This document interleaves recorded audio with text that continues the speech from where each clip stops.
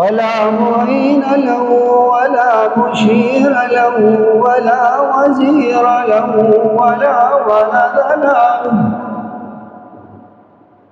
ثم أشهد أن لا إله إلا الله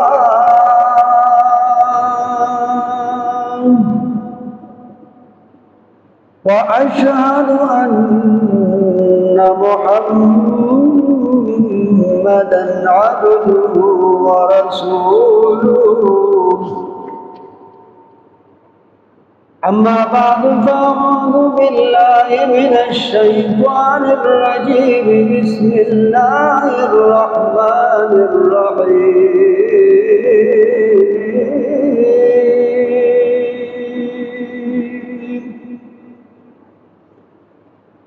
لقد كان لكم في رسول الله أسوة حسنة وقال النبي صلى الله عليه وآله وصحبه وسلم تسليما كثيرا لو كان بعد أنا خاتم النبيين لا نبي بعدي مولاي صل وسلم دائما أبدا على حبيبك خير الخلق كلهم هو الحبيب الذي ترجى شفاعته لكل هول من الأهوال مقتحمين سبحانك لا علم لنا إلا ما علمتنا إنك أنت العليم الحكيم رب اشرح لي صدري ويسر لي أمري واحلل عقدة من لساني يفقهوا قولي حضراتو د جمعې مبارک ورځ ده میاشت د ربیع الاول میاشت شروع شوې ده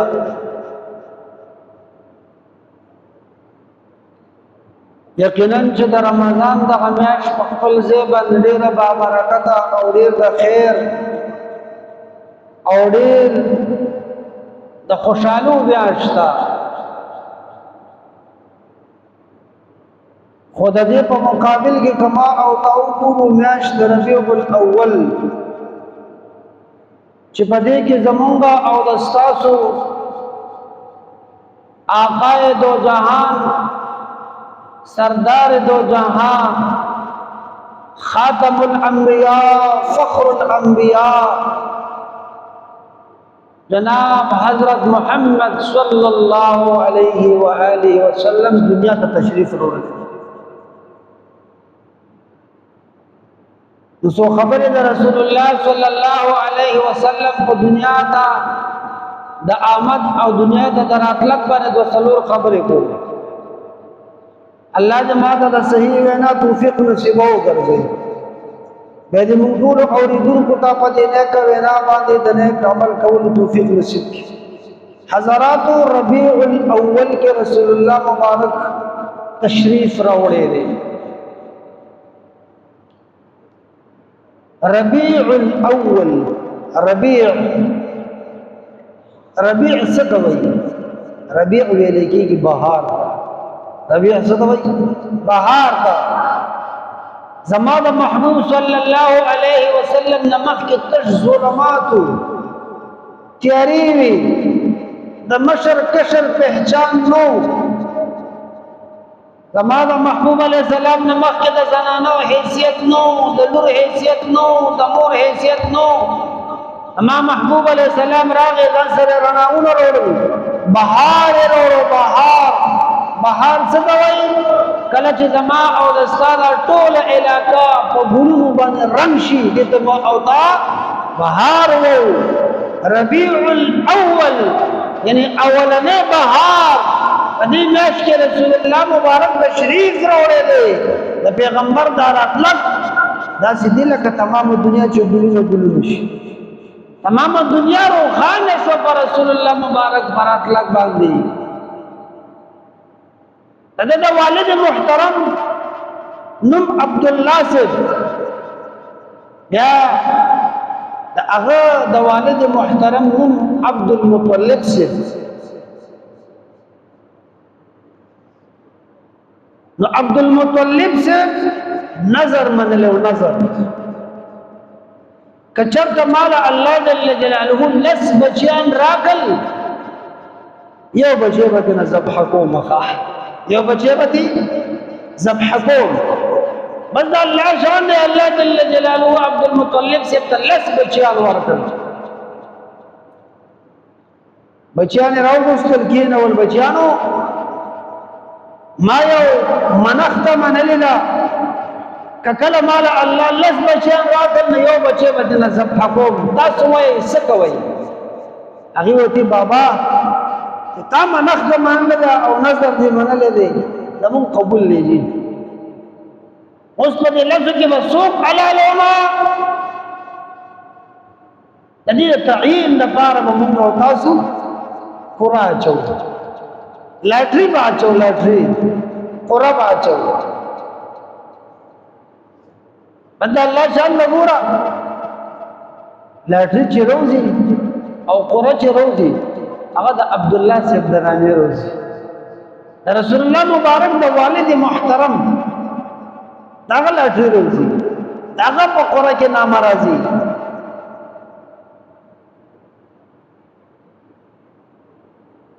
اوس عبدالله صاحب حسین هم وو جمیل هم وو داسې کې یکدم د انسان سره نه کېدو چې دی حلال کړلی شي په هر کیف مشاورت یې وکړو چا پوهه کس سره مشوره وکړه چې ما نظر منلی و لس بچیان الله پاک راکړل یو بچی به ترنه حلالومه تا نه مشوره اخلم مسله راته بیان که څه وکړم یو خواته چې زه ګورم د عبدالله نامه په تسلسل سره راځي د عبدالله نامه په تسلسل سره راځي نو بس داسې وکړه چې یو اړخ ته د عبدالله نوم وغورځوه او بل اړخ ته د لس لکه ورته وایي چې د ستاسو په قام قبیله کې د یو سر دیت څه شی دی نو دی ورته وایي زموږ په قام قبیله کې دیت لس اوښان دي نو په لاټۍ کې یو نوم د عبدالله واچوه او لس ورته اوښان لرګه او بیا به ترې یو راوچت کړو که د عبدالله په نوم لاټري راووته خو ډېره ښه ده او که د اوښانو په نامه باندې لاټري راووته نو په مخ کې به ځین که نه جي بس د الله شان ته ګوره قرعه چې راوباسي هغه د عبدالله نامه راځي د عبدالله نامه راځي د عبدالله نامه راځي حتی چې سل اوښانو ته خبره ورسېده چې سل اوښانو ته کله خبره ورسېده او بیا چې قرآن اوچته کړه نو بیا د اوښانو نه نامې راووته نو ویې فرمایل عبدالمطلب صاحب چې زه به د خپل بچی نه حلالومه او د ده په مقابل کې دغه سل اوښان حلالولو ته زه تیار یم د عبدالله صاحب دپاره عبدالمطلب صاحب سل اوښان حلال کړي بیا ورته الله جل جلاله عبدالله صاحب ته څوک ورکړو رسول الله مبارک ورکړو صلی الله علیه وسلم حدیث مبارک کې راځي علماء کرام فرمایي چې عبدالله صاحب د ده په بدل کې پلار لګي شوی دی سل اوښان یې ورکړي دي نو محبوب علیه السلام به فرمایل وایي انا ابن الذبیحین انا ابن الذبیحین زه د دوو ذبیحینو پلار یم زوی یم څه مطلب یعنی اسماعیل علیه السلام لګي شوی ابراهیم علیه السلام لګي شوی د هغه په اولاد کې راځم هغه خپل وی حلال کړی دی او زما پلارم چې دی یو قسم د ذبح او د هغه په مقابله کې سل اوښانه حلال کړلی شو نو گویا کې من وجې نه زما پلارم حلال کړی شوی دی نو رسول الله صلی الله علیه و آله وسلم د هغه والد محترم باندې بیا د قرن حالات راغل عبد الله سے نکاح د بیبي امینه سره شوی دا عبد الله سے نکاح د بیبي امینه سره شوی دا یو روایت کې داسې مشتا چې عبد الله سے د بیبي امینه خواله ور روانو يهودي ایثار کو ورته چې تو درېګا او پتا کې زه محسوسوم چې د اخر زمانه او د نبی او د رسول صلی الله علیه وسلم هغه اثر ز پتا کې محسوسوم ستا په دې مخ کې ستا په دې تندې کې زه خاص قسم اثر محسوسوم هغه نه بعد لاړو د بیبي امینه سره او هغه سره خپل فائدې نه حاصله کړې ده بیا چې واپسې کې راتلو نو هغه يهودي ورته ویل يهودي عالم ولستا په تندې کې چې کوم برکاتو استا په مخ کې چې کوم برکاتو هغه لکه چې تا چاته منتقل کړ او هنه څنګه په خبره باندې وي هغه لکه چې تا منتقل کړ په هر تقدیر نبی فرمایي عام طور پر چې الله جل جلاله بنده ته بچي ورګي ډېر په تکالیف ورګي بیبي وای شپږ میاشتې خو ما ته پته نه لګېدلې شپږ میاشتې پورې ما محسوس کړم نه دي او چې کله رسول الله صلی الله علیه وسلم پیدا کیږي نو زه معمولی شان ته محسوسوم چې ما ته بدن نه رڼاګانې راوځي او داسې رڼاګانې راوځي چې ناس ته بدن ته یم په کیسر او د کسرا د حکومت او د بادشاهت راته ښکاري کا پوهېږې زما په خبره باندې بیبي وای وای دا ما په خټه باندې چې ما محسوس کړي دي چې دا حمل راغلی وای چې په نور کې به روان وم ما به کتل په ما به الله خاص قسم ورېځې سورې راوستې وه وای زه به چې په کور کې لګیا وم کار به مې کولو چې ما به دوه درې جاروګان وویل ټول کور به جارو شوی وه که د کور کوم کار ته به کېناستم الله جل جلاله ما ته د هغې کار د کول دپاره فرشتې د مدد دپاره رالیږلې نو چې د چا ماشوم د پیدایش نه مخکې داسې خیر او داسې برکات وي سوچ وکړه چې هغه ماشوم کله دنیا ته راغی رسول الله مبارک دنیا ته راغی صلی الله علیه وسلم بیبي وای ما کره چیلې وي او اوچې کړسې وي خو چې رسول الله مبارک دنیا ته تشریف وروړو رسول الله مبارک راغی قسم بالله زما چیلو داسې پیغام شروع کړي لکه لنګه چیلې به دومره پیر نه کوي رسول الله مبارک چې دنیا ته راغی د تهجد په ټیم کې دنیا ته تشریف راوړی دی د تهجد په ټیم کې بعض علما تقریبا شل منټه د پاسه څلور بجې رسول الله مبارک دنیا ته تشریف راوړی دی کله چې جناب محمد رسول الله صلی الله علیه وسلم دنیا ته تشریف راوړو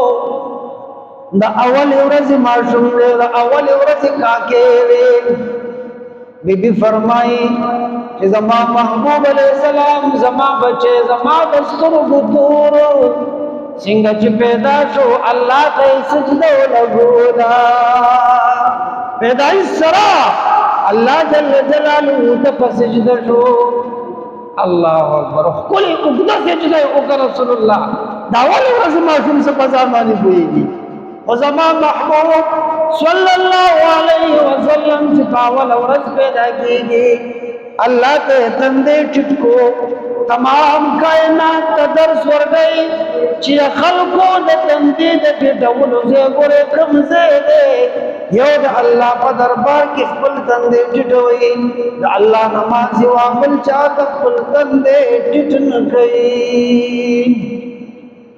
رسول الله صلی الله علیه وسلم دنیا ته راغی